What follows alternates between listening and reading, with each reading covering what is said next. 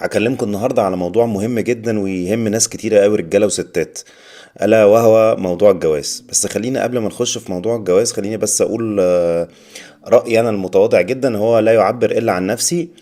الواحد ما يخشش في مشروع الجواز إلا لو كان مستعد نفسيا ودماغيا، ماتيور يعني، أو عاقل، وفي نفس الوقت يكون برضو جاهز ماديا. انا مش هتكلم عن النهارده على الجانب العقلاني او الجانب اللي ليه علاقه بثباته العقلي والنفسي. انا هتكلم النهارده من الناحيه الماديه بالارقام بس، ناخدها كده واحده واحده.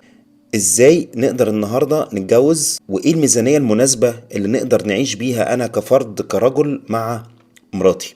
النهارده الجواز مبقاش قرار سهل. يمكن كان زمان الموضوع اسهل شويه، النهارده الجواز من اصعب القرارات اللي الواحد ممكن ياخدها في حياته. عشان ليه؟ بسبب الجانب المادي اكتر من اي حاجه تانية. الجانب المادي النهارده هو اللي بيأثر على حياتنا كلنا. التضخم والاسعار وكل حاجه النهارده مخليه ظروف الحياه والجواز من اصعب ما يمكن.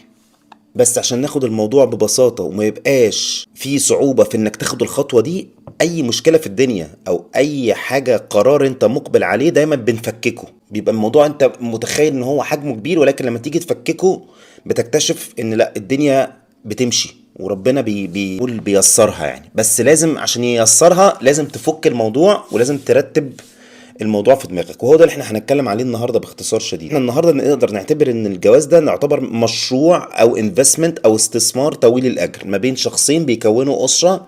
الاسره دي هيبقى فيها اطفال وهيبقى فيها علاقه ما بين طرفين.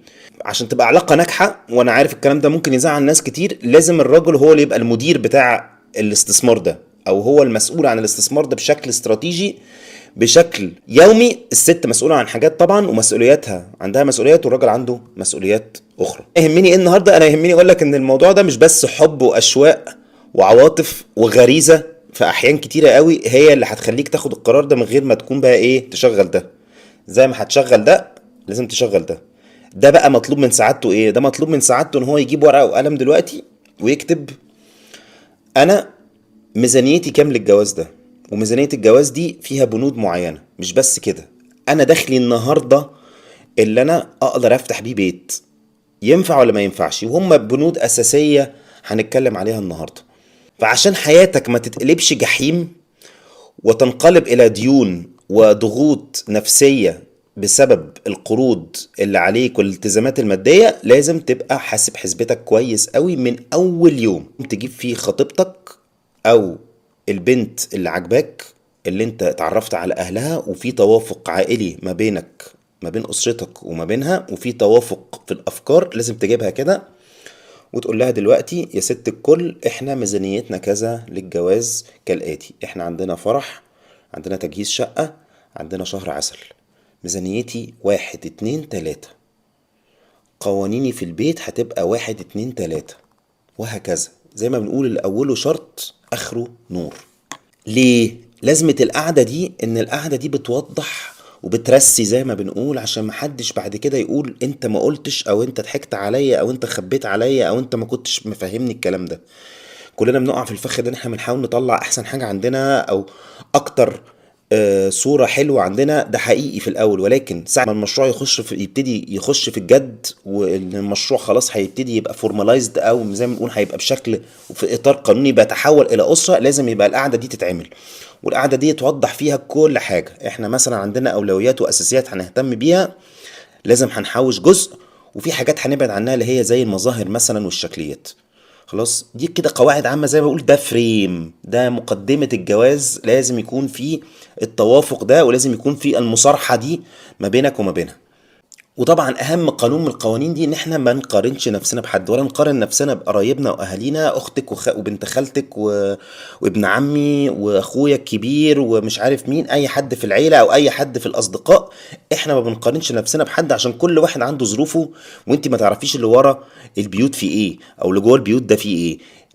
ما تعرفيش اهله بيساعدوه، عنده ورث، عنده مش عارف ايه، عنده مصدر رزق ربنا مسهلها عليه. كل واحد بيبقى عنده ظروفه، فاحنا نعيش على قد امكانياتنا، ولا او زي ما بنقول ما نضعفش قدام المغريات اللي موجوده والمظاهر الكدابه اللي بتخلينا ساعات كتيره قوي بنيجي على نفسنا واحنا معناش اصلا، ونروح نجيب اجدد ايفون، ونروح نجيب اجدد جزمه اديداس او نايك او غيره، ونروح زارا ومش عارف مين، ونجيب لبس من اغلى ما يمكن واحنا اصلا معناش.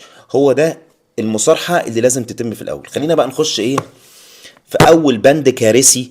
بند الفرح ده من اهم البنود. ليه بند الفرح ده مهم؟ عشان بند الفرح ده انت بيتصرف عليه فلوس كتيره قوي النهارده.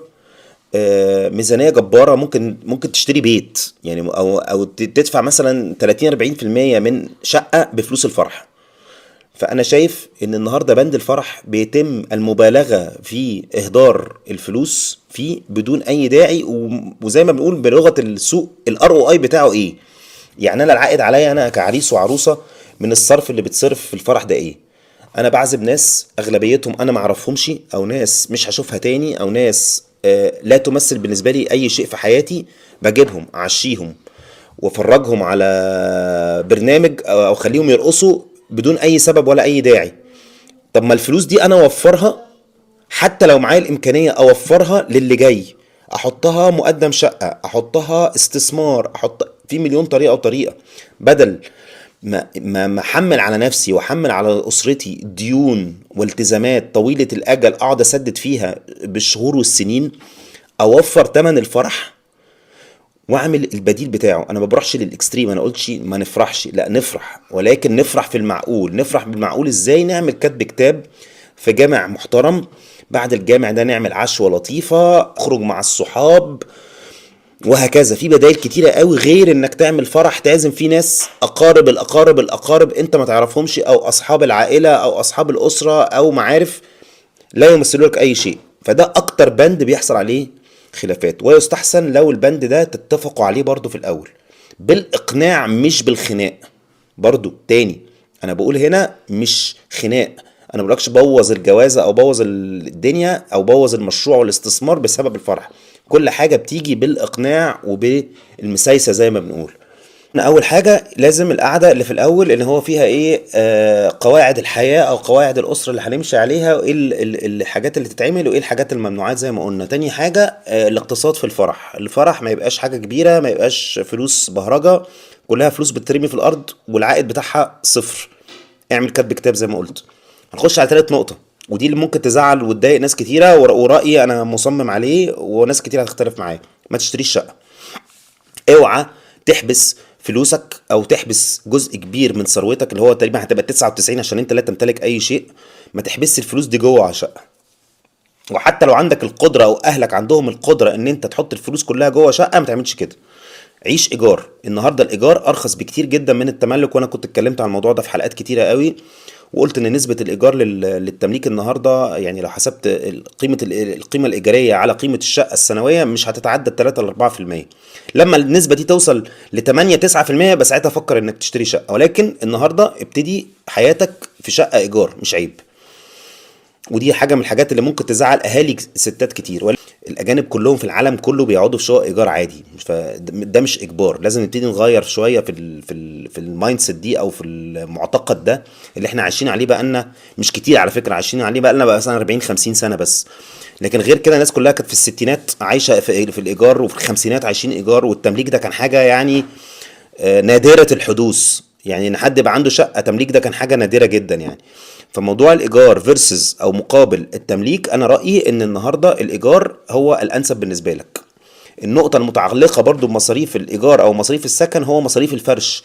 انا ما بشوفش اي لازمه ان انا لازم افرش مثلا البيت 3 تكييفات، تلاجتين، غسالتين، اوضتين نوم. ليه كل ده؟ هو انتوا فردين في الاخر. احسب حساباتك وتجهيزاتك على حسبة الفردين. لما ربنا يرزق ان شاء الله يبقى ساعتها وسع في استثمارك جوه البيت، اللي هو بقى زود تكييف تاني، زود اوضه نوم تانية، زود كل الحاجات الاضافيه اللي انت محتاجها. لكن غير كده ما تحطش فلوس في الاول انت مش محتاجها. هتيجي ترد عليا تقول لي اصل الحاجه بتغلى. حوش الفلوس دي في اي حاجه تدر لك عائد وتحافظ على قيمتها وتحميك من التضخم.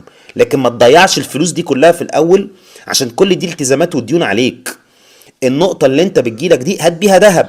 لو انت ما بتحبش الاستثمار في البورصة او في الشهادات في البنكية، حطها في ذهب، حوشه.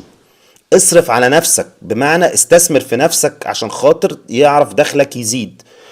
لو انت محتاج كورسات معينة في شغلك عشان خاطر تكبر في شغلك، اصرف على نفسك، عشان لما تصرف على نفسك هو ده اللي هيجدر لك العائد زيادة كل شهر وكل سنة. دي النقطة التالتة. النقطة الرابعة بقى وهي الأهم، وهي دي اللي أنا كنت عايز أعمل الحلقة على أساسها. إيه هو الحد الأدنى اللي أنت محتاجه النهاردة عشان تفتح بيت؟ من حساباتي المتواضعة جدا، الحد الأدنى عمره ما هيقل عن 25,000 جنيه بأي حال من الأحوال. وده واخد في الاعتبار معطيات كتيرة قوي بتساعدك في القصة دي. نقطة مهمة قبل ما اخش في الميزانية والتقسيمة بتاعت الميزانية عاملة ازاي، لازم احابب ان انا اقول برضو ان من مهام الراجل ان هو لازم هو اللي يكون مسؤول عن الميزانية دي مسؤولية كاملة. يعني ايه مسؤولية كاملة؟ يعني ما ياخدش من مراته اي فلوس. يعني انا لو بتكلم 25,000 جنيه، الرقم اللي انا حسبته ال 25,000 جنيه دول هو ده الحد الادنى مرتب الراجل او دخل الراجل، اللي هو بيشمل كل انواع الدخول اللي جايه له، سواء كان عنده مرتب زائد تجاره خارجيه، سمسره، عائد بنكي، ايا كان دخله ما يقلش عن 25,000 جنيه. ده مسؤوليه الراجل مش مسؤوليه الزوجه، او مسؤوليه الزوج مش مسؤوليه الزوجه. الزوجه لو عندها دخل، الدخل ده يخصها هي لوحدها. هي عايزه تساعد من نفسها هي حره، لكن مش لو مش عايزه تساعد دي حاجه ترجع لها. ده مسؤولية تانية. مسؤولية الراجل هو توفير جميع مصاريف الأسرة. مهمة الست إدارة الأسرة داخليا بشكل يومي، لو في مطبخ، أكل، شرب، تربية أطفال إلخ. مش هو ده موضوعنا دلوقتي. طيب نخش بقى على البريك داون. انا ايه اللي وصلني للرقم ال 25,000 جنيه؟ جيت حسبتها لقيت ان الايجار عمره ما هيقل عن في حدود الخمس ل 6,000 جنيه. ده اولا كده، ده فتح كلام. بعد كده على مصاريف الانتقالات ومصاريف الكهرباء ومصاريف الانترنت ومصاريف الموبايل وغيره وغيره وغيره، مش هتقل عن برضه في حدود الخمس 6,000 جنيه. فاحنا كده وصلنا لحوالي 12,000 جنيه انتقالات ومصاريف ثابته زائد ايجار، حوالي 12 13,000 جنيه. طيب اكل وشرب اللي هناكله كل يوم، فطار وعشاء، حتى وجبتين في اليوم، ما اظنش ان باي حال من الاحوال هتقل فاتوره السوبر ماركت او البقاله اللي انت بتروح. حتى لو وفرت زي ما انا قلت، رحت اشتريت حاجتك كلها من محلات ارخص، نص جمله او جمله، مش هتقل عن 7 8 في الشهر.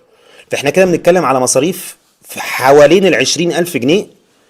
الخمسة الزيادة اللي أنا زودتهم دول ليه؟ زودتهم للادخار. لازم يكون عندك بفر كل شهر بتحوشه.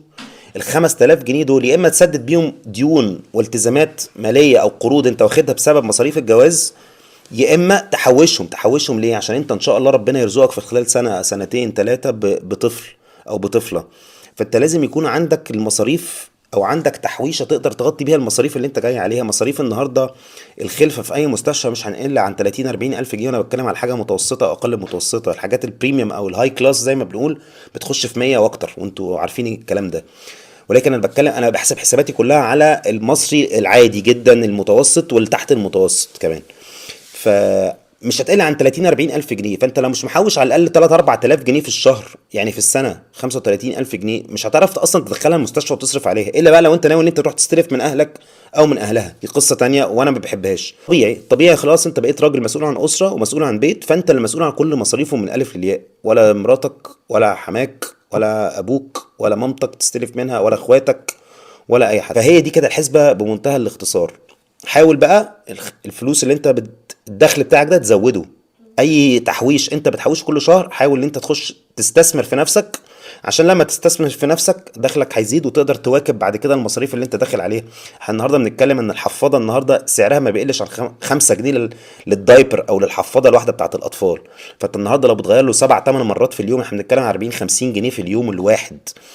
40 جنيه في 30 يوم يعني بتتكلم 1200 جنيه 1300 جنيه حفاضات بس، غير اللبن، غير الادويه، غير الدكتور، غير. فهتجيب الكلام ده كله منين الا لو انت عامل حسابك ومظبط نفسك ان انت تعيش باقل من دخلك حاجه بسيطه، اللي هم ال 3 4000 جنيه اللي انت بتحوشهم. اتمنى ان كلامي ده ناس تاخد بيه. ده من واقع والله خبره، مش من واقع بس كلام نظري، ومن واقع ناس كتيره قوي انا بشوفهم وبيعانوا النهارده بسبب ان هم ما خططوش للموضوع ده من الاول صح، وما كتبوش الكلام ده كله في ورقه وقلم، وما قعدوش مع نفسهم قبل ما يقعدوا مع الجزء التاني اللي موجود في الاسره اللي هو الزوجه، ويشوفوا هم اصلا يقدروا يعيشوا بكام، وايه الحاجات اللي يقدروا يوفروا فيها وايه الحاجات اللي ما يقدروش يوفروا فيها. فيا ريت اللي مقبلين على الجواز يسمعوا الكلام، لعل وعسى يستفيدوا 10% من اللي انا قلته. اتمنى ان اي حد يستفيد من اللي انا قلته حاجه. ولو عجبتكم الحلقه يا ريت نعمل لايك وشير وسبسكرايب، وتشاركوني ارائكم في الارقام اللي انا قلتها دي، هل ارقام منطقيه ولا انتوا شايفين ان في حاجات دلوقتي ما بقتش منطقيه في اللي انا بقوله، في حاجات غليت او في حاجات ممكن نوفر فيها اكتر من اللي انا ذكرتها؟ ناس كتيرة هتقولي في الآخر أنت كلامك ده كلام عملي بزيادة ولا ويخلو من جميع المشاعر وجميع الحب والذكريات والحاجات دي. هقول لك عشان ده دوري ان انا اقول لك الكلام ده، عشان انت كده كده بتبقى داخل الجواز اصلا بمشاعر وبحب وباشواق وحاجات كتيره جدا، فانا دوري ان انا لازم اوعيك واقول لك بس الحقيقه ان ده يوم بيعدي هتصرف عليه فلوس كتيرة قوي. صدقني الديون والقروض اللي انت هتحمل نفسك بيها لو انت معكش هتسبب لك مشاكل زوجية بعد الجواز اكتر بكتير قوي من العائد اللي جالك من ورا الفرح. فكر فيها كويس. اكتر حاجة بتضغط على الراجل نفسيا هي الضغوط المالية، لما يكون فاتح بيت ومش معاه ان هو يجيب اكل او شرب او ان هو يصرف على بيته، دي اكتر حاجة ممكن تضايق الراجل وتحط عليه بريشر او ضغط وتسبب له المرض.